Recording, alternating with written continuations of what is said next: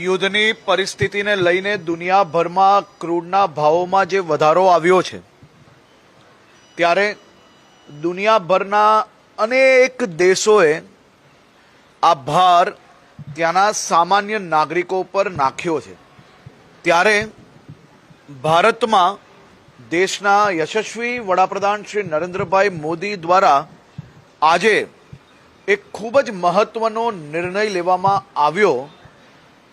સામાન્ય નાગરિકો ઉપર કોઈ બી પ્રકારનો ભાર ના પડે તે માટે પેટ્રોલ અને ડીઝલ પર જે 13 રૂપિયા એક્સાઇઝ રેટ જે લાગે છે તેમાં 10 રૂપિયાની સીધી રાહત આપવામાં આવી।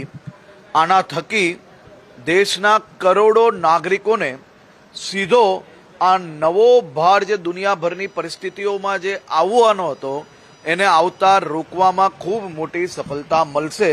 યશસ્વી વડાપ્રધાન શ્રી નરેન્દ્રભાઈ મોદીજીને મારા રાજ્યના સૌ નાગરિકો વતી એમનો આભાર માનવા માંગુ છું।